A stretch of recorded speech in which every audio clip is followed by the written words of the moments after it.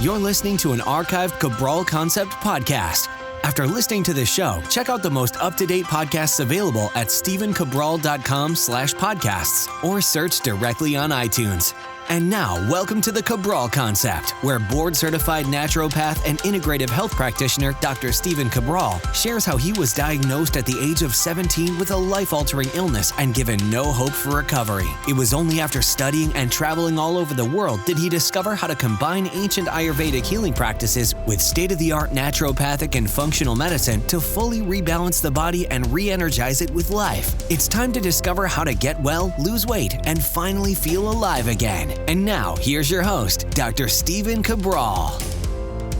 Excited to get into today's Friday review, where we're going to cover the 14 precursors to Alzheimer's, my February book challenge, and my super nutrient of the week, which is going to be vitamin B6. Many of you have heard me speak in the past about it, and why I believe it is the most important B vitamin of all, even more important than vitamin B12 or folic acid. So let's go into that today. What I want to do is I want to get right into my February book challenge, which will make a lot of sense as we start speaking about the precursors to Alzheimer's and all the other topics I want to get to today. So January for me was an extremely busy month. And obviously now we're just about 2 days into February. And, you know, a lot of times that we have a lot going on in our life, sometimes a certain aspect of our life has to take a back seat. And the reason is we only have so many hours in the day. We only have so much bandwidth in terms of our brain power on things to concentrate on. So for me, although I was able to keep up with my family obligations, I was able to keep up with my exercise routine that was really important to me to start the new year.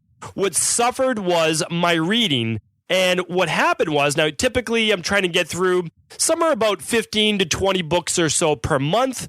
In January, I only got through about 7 or exactly 7 books. And I always keep track of that. And the reason I keep track of that is I don't want to rest. I don't ever want to rest on what I've learned in the past. And for me, what keeps me interested, which literally I will never run out of topics for this show, is that I'm always reading, I'm always researching, and then I'm applying in my practice and, of course, in my own life. So what happened, though, was I let it slide. I gave that time to other things in my life, and that does happen.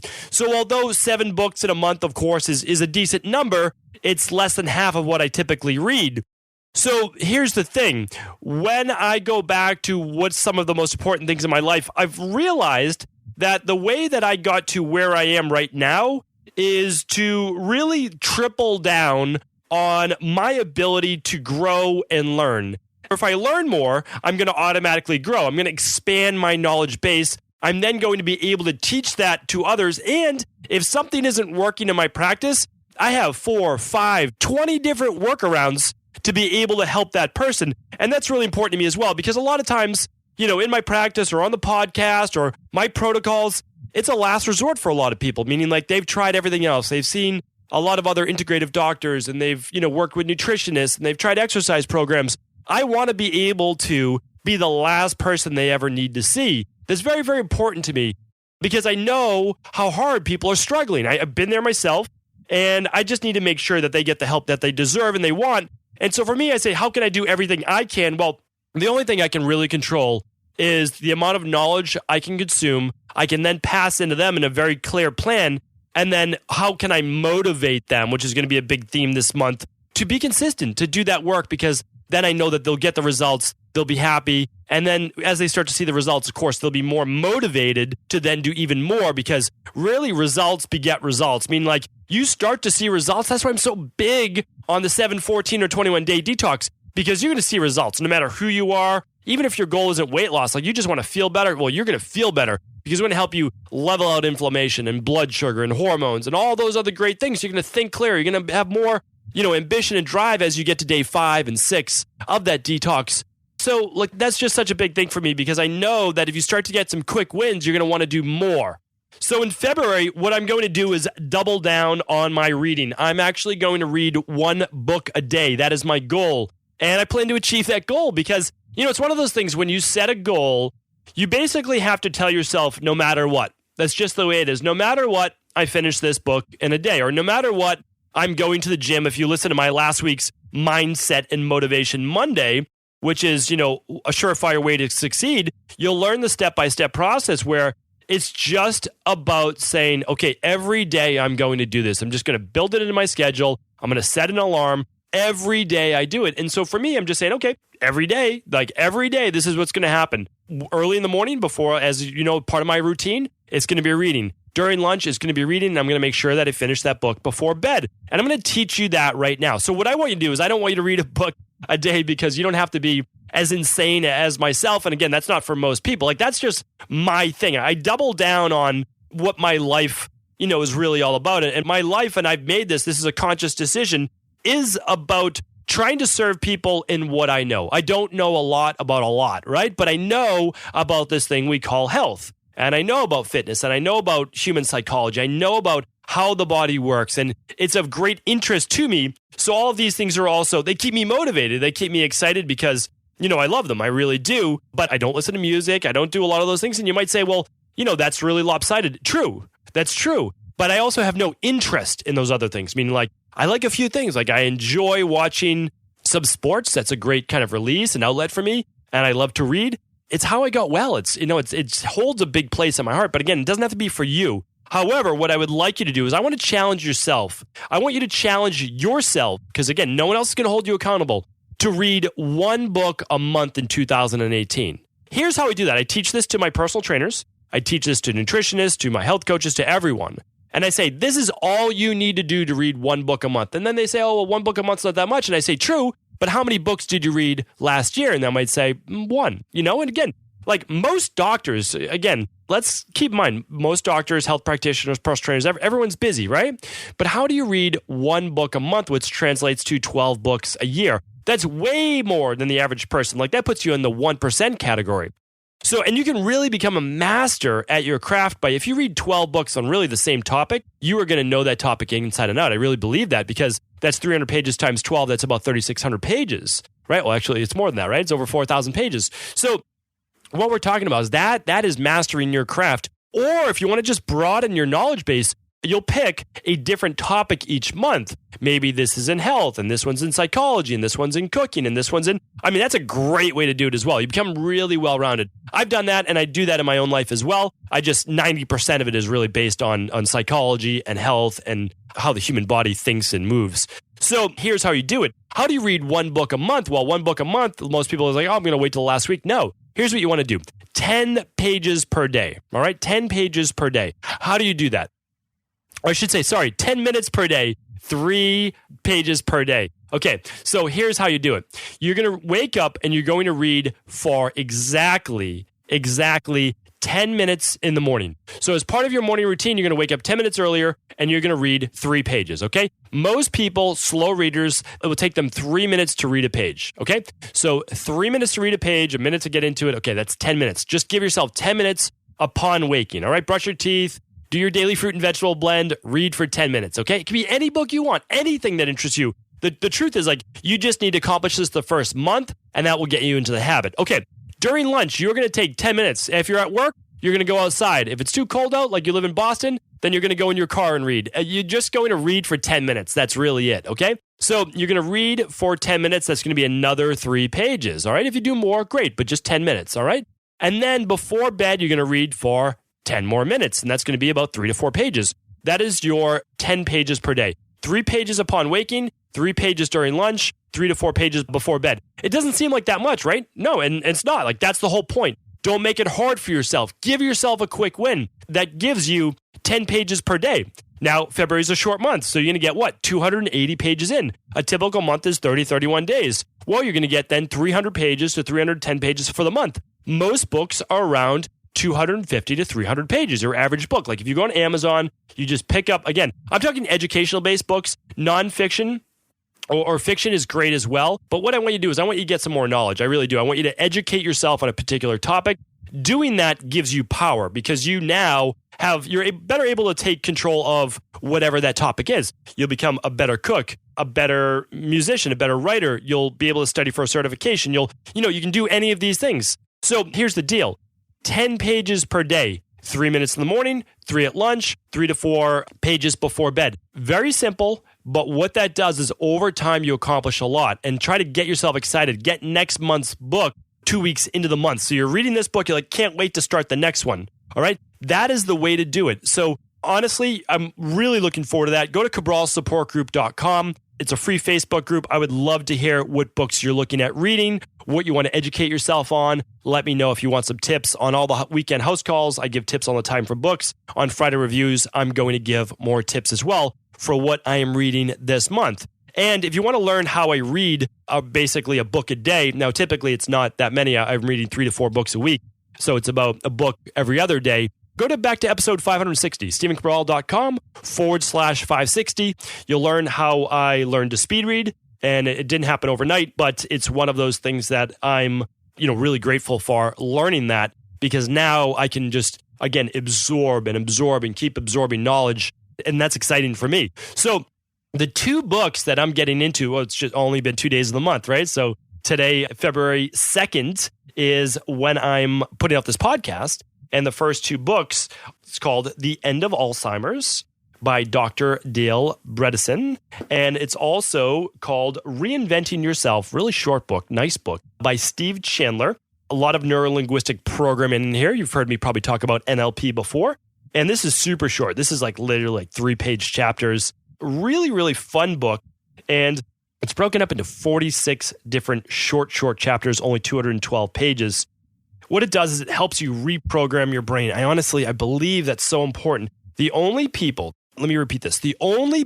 I see not get well, not lose the weight, not start to love life again are those people who are not willing, and I know it's not easy, believe me, it took me much longer than most people, until my late 20s, to rewire my brain, to be more positive. I was an unhappy, angry, pessimistic, victim-based mentality. That was my mindset. It really was. And did it change overnight? No. But it started with me wanting to change. I didn't want to be unhappy. I wanted to enjoy life. I wanted to have a family one day. I wanted to be able to serve others. Now, again, why was I unhappy? Well, I was sick. That's the truth. And I couldn't do a lot of things in life that I wanted to do. And it held me back. But then I realized that the times I was feeling best was when I was in a good mood. And even if I had a little bit of sinus infection, whatever it is, if I was in a good mood, well, I felt better. I still had a little bit more energy. And so what I did was, of course, you've heard my story before. I decided on one day that I was not going to be the victim. I was not going to complain, no matter what. No matter what, if I had to suffer for the rest of my life with my health issues, I was not going to complain. I was going to change my mindset, and I was going to make something out of my life. That, for me, changed everything. Of course, I wasn't perfect. I relapsed. I had bad days. I yelled at people. And it happens to this day. Nobody's perfect. What I try to do is be as good as I can 90% of the time. And I don't compare myself to others. I'm the best person for me. That's it. I know that I don't, again, I could rewire this as well, but I'm good where I am right now. There's just a lot of people, personality-wise, who are much gentler, much easier on themselves, much easier on the world and all of that. And again, we'll get into that another day. I don't want to bring that into today's topic, but just a book like this, Reinventing Yourself, it's why I read about psychology so much. Some people call it self-help. Some people call it self-improvement, but I read about cognitive behavioral therapy, all of these things. This book is very approachable. I'm going to try to give you very approachable books. This is just a great one. Just great book. So read The End of Alzheimer's. I'm going to be doing next Tuesday. I'm going to go into Alzheimer's right now, the 14 precursors. But stay tuned for next Tuesday, because what I want to do, or the Tuesday after, I'm going to get to this either next week or the week after. I haven't recorded that show yet. But what I want to do is I want to give you a really good synopsis of this book. So maybe you don't decide to read The End of Alzheimer's, about a 280-page book. I want you to know about it, all right? So I'm going to go in depth on that. I'm going to kind of do a lot of book reviews for you, and I'll go in depth. But today, let's get right into, so hopefully all of that makes sense, okay? Hopefully the book challenge for myself, that's a personal challenge to me, and I'm challenging you to read 10 pages per day, okay? 10 pages per day is 10 minutes in the morning, 10 at lunch, 10 before bed, about 3 to 4 pages each sitting. You can do that, and I can't wait to hear how your mind really does expand. Just choose any book. Doesn't matter. Honestly, people are like, well, what book should I start with? Anything you want. Go on Amazon and just pick a book. Order it, get it, start reading. That's all you have to do. And you might say, well, we're already somewhat into February. I'm going to start in March. No, just grab the book. You can go from February 10th to March 10th if you want. You can go from February 15th to March 15th, whatever you want to do. Just get started. Now, as they say, the best time to start was yesterday, but today's a good day as well. So order that book. All right. So what are the 14 precursors to Alzheimer's? Now, I think this is so important because this is actually inside of the End of Alzheimer's book by Dr. Dale Bredesen again. I apologize if I'm not pronouncing that last name correctly. Phonetics, pronunciation, not my strong suit. Okay, so on page 117 of this book, there are these, what he calls the gold standard for Alzheimer's. And actually, I've studied Alzheimer's, dementia, Parkinson's, all brain-based disease quite in depth. I've never seen it put in these 14 like this, meaning like they've been all over the place when I've studied it. Really enjoyed the way that he broke this down literally over 2 pages and then went in depth. So what I want to do is, this is the first jump off point, and then on the next Total Wellness Tuesday where I talk about Alzheimer's and how to prevent Alzheimer's, we'll go in more depth about that. Okay, so the 14, I'm going to go through them really quick, just a few seconds for each one, and allow you to look deeper into your risk factors. Okay, so genetics. I've talked about this before. If you're going to do a genetic test, please don't mess around. Do a real genetic lab test. I'm going to link up the genetic test in the show notes today that I use myself. Okay, I pay for all of these myself. These are not given to me free. I literally practice what I preach, and this is what I do in my practice. So the genetic test that I recommend, it looks at your ApoE blood type. We know without a shadow of a doubt that those with a 4 allele are at a 93% greater risk. Now, keep in mind that if you have a 4, it doesn't mean that you're going to get Alzheimer's. It just means your risk factor is higher. And because of that, you just have to do certain things with lifestyle and nutrition to keep those inflammation levels lower. And we teach that all the time. Okay, so the second one is inflammation. I just spoke about that. What causes inflammation? Well, a lot of the other things we're going to talk about now, but gut-based dysfunction and toxicity and inflammatory foods and overexercise and all of those things cause additional inflammation, which actually inflames the brain as well. All right, number 3 was a great one. I'm so happy that he added this in. Infections. A lot of people don't talk about this. Herpes-based infection, the Lyme disease like Borrelia, and different types of fungi like even Candida have been shown to potentially increase brain-based disease. Now, if you have these things, or you had Lyme in the past or herpes simplex 1, it doesn't mean you're going to get Alzheimer's. That's what I'm trying to share with you. It means that you just have to keep your body in check, keep it balanced. You don't want this herpes virus running through your body all the time. Homocysteine. It is amazing to me in 2018 why your PCP or MD typically doesn't run CRP and homocysteine. It literally blows my mind because it is the perfect marker to look for arterial-based inflammation. So here's what I'm going to do. I'm going to give you everything today. I'm going to give you the blood test that we recommend as well. It's by Life Extension, $269. They mail it to your house. You can have a phlebotomist come right to you or your office, or you can bring it to a walk-in clinic and get a blood draw. It's amazing. It's going to run vitamin D and homocysteine, CRP, and so many great markers. I do it myself. Again, what do I do with my online practice? I do exactly what I do for my Boston practice and what I do myself. My online practice is supposed to be, I hate the word disrupting, but it is meant to disrupt so-called healthcare as we have it now, which is really sick care, and allow you to take back control of your health and well-being. Okay, so it allows you to say, you know what, I'm not going to wait for my doctor to say, oh, well, I don't really want to run this because of this. You get to do it yourself if you want to. Now, I know there's a cost associated with all of these things, but the truth is pick a few that are most important to you, and keeping yourself healthy costs a lot less than if you do get sick. All right, the next one is your insulin level, your fasting insulin level. Really important because we know that insulin resistance and blood sugar-based abnormalities affect the brain as well.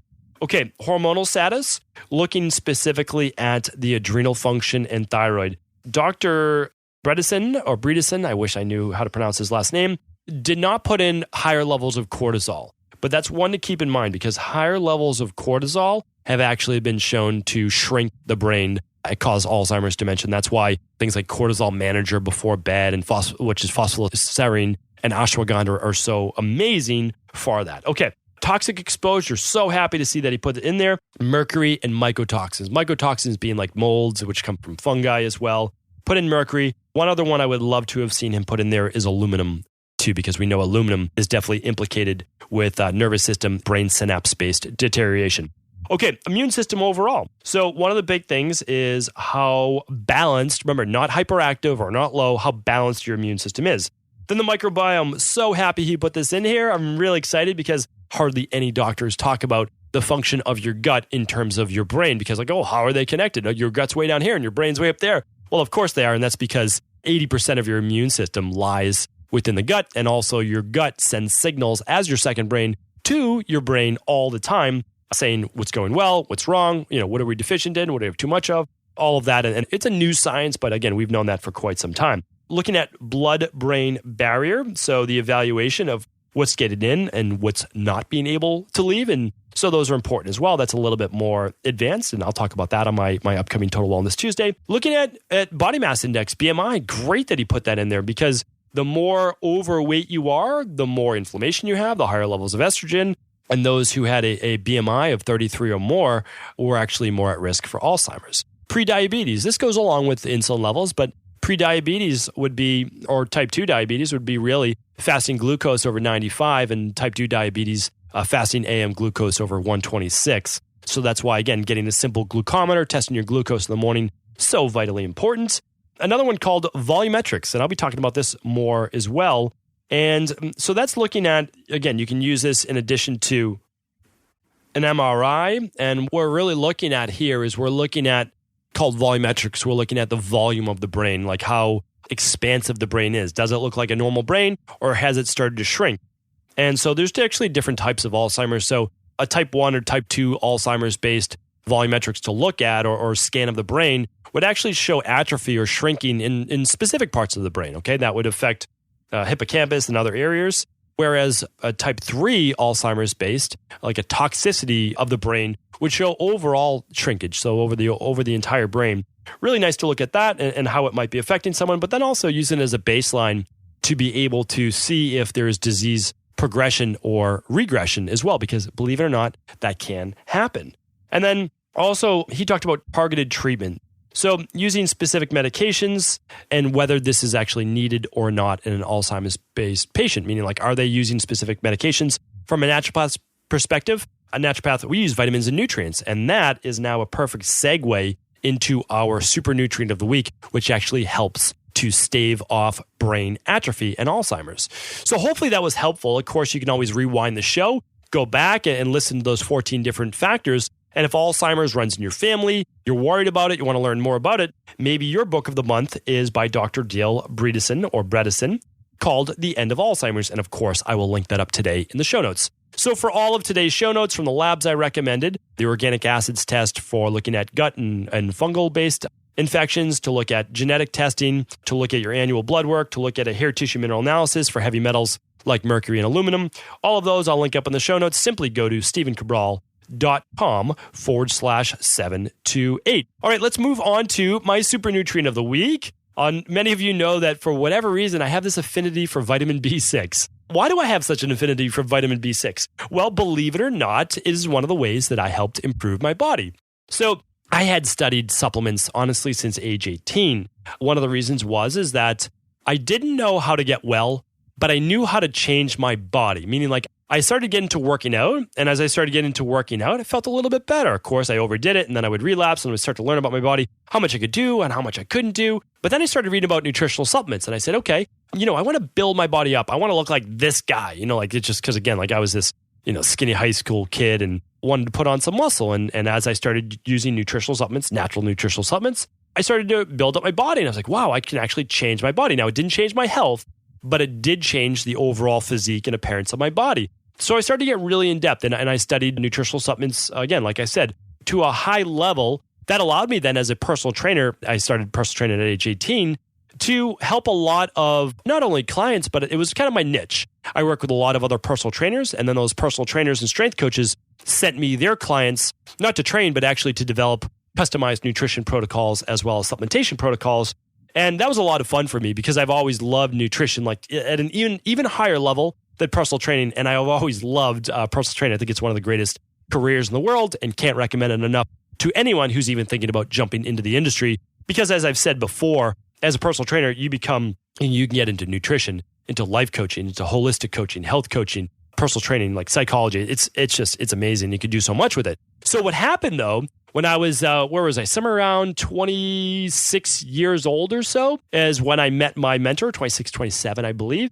And that is when she introduced me to this thing called vitamin B6. And how it helped me was this. So if right now you are kind of lower mood, you have a lot of inflammation, you can't seem to pull yourself out of like this like cycle of inflammation and like feeling down on yourself and not being able to sleep well and really not be able to utilize glucose, you might have a deficiency, a relative deficiency, of course, a functional deficiency in vitamin B6. Because B6 itself, vitamin B6, which is referred to as paradoxin or paradoxine, allows you to better extract nutrition or energy from food. And all B vitamins do that, but B6 is one of those in particular.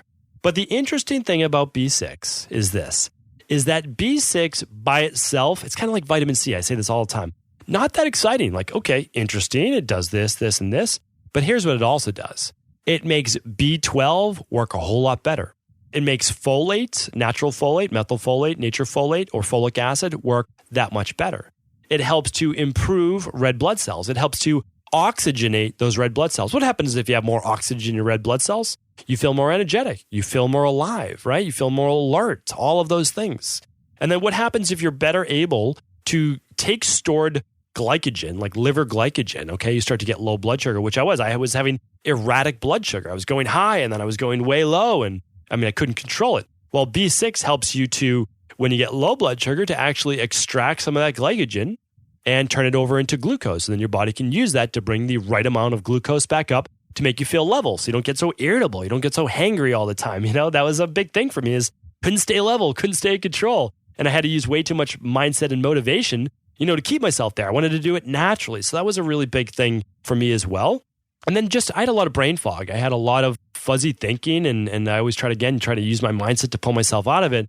But B6 was one of those things. And how does it work? Well, so here's the issue. When anyone's dealing with any type of chronic fatigue or low mood or irritability or exhaustion, what happens is we can sometimes get a little low on these neurotransmitters. And a lot of people refer to these as nootropics. And there's a lot of experimentation now. But the truth is that sometimes there's a reason why we might have the levels of, let's say, we don't have the levels of dopamine. Dopamine's kind of like our focus, right? So we need that to study and to read.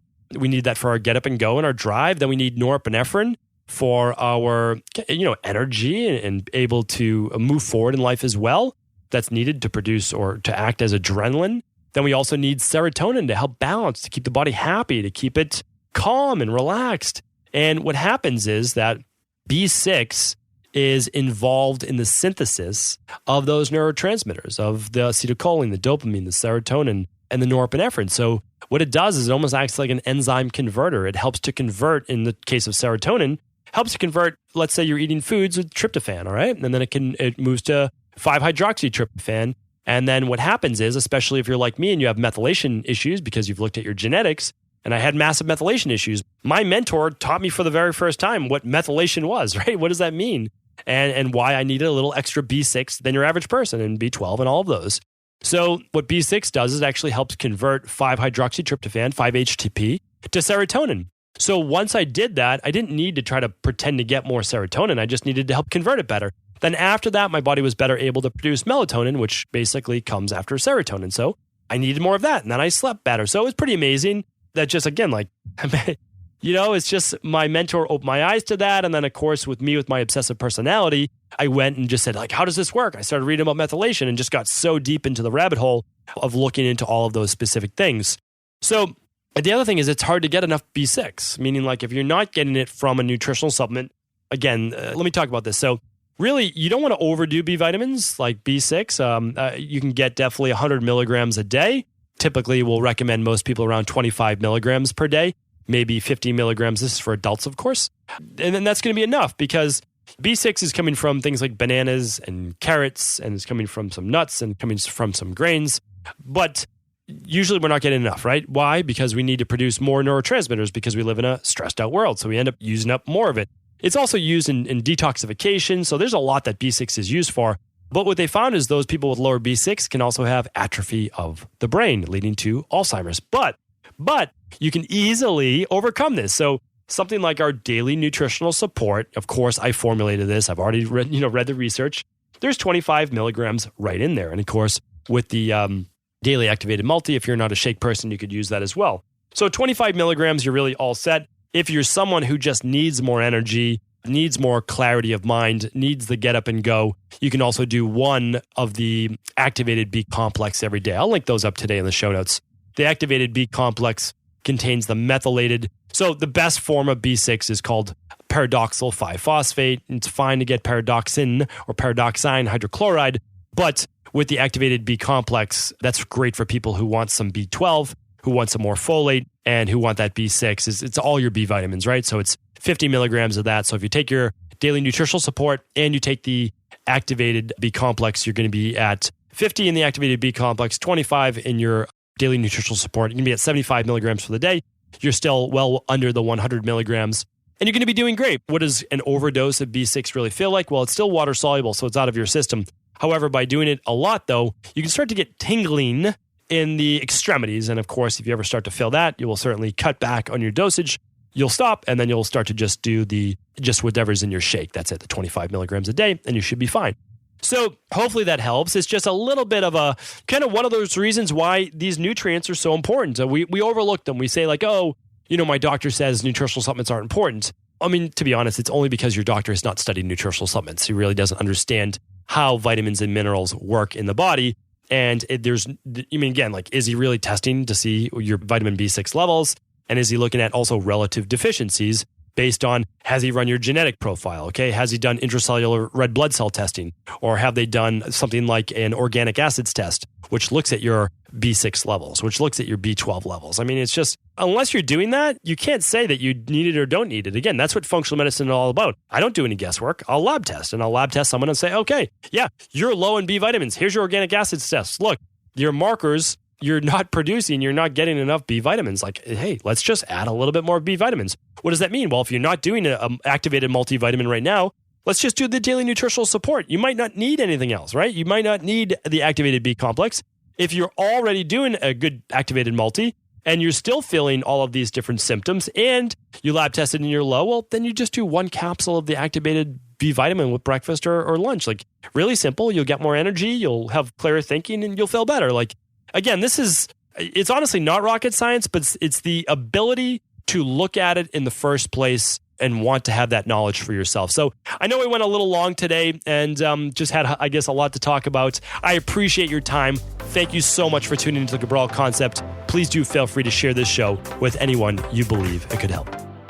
Are you ready to heal yourself and then go on to heal others? If so, the Integrative Health Practitioner Institute can help you discover proven functional medicine protocols that blend the best of 7 different healing disciplines from around the world. I personally share with you the exact handouts and protocols I use in my private practice that enable people to get well, lose the weight, and live longer, stronger. I want to pass this information on to the next generation of health coaches, and that is exactly why I created IHP. We are the future of the health coaching industry, and the skills and knowledge you will learn will make you an in-demand certified health coach anywhere in the world. Although we have many medical professionals taking the IHP certifications, no experience is necessary, and half our members have no previous health certifications. At the Integrative Health Practitioner Institute, our motto is a health coach in every home.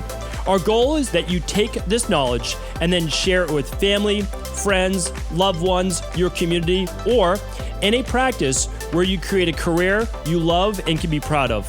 The global IHP community is filled with some of the most kind and caring people in the world, and we can't wait to welcome you into our world soon. For more information or to set up a discovery call with one of our IHP Health Coach graduates, simply head over to integrativehealthpractitioner.org.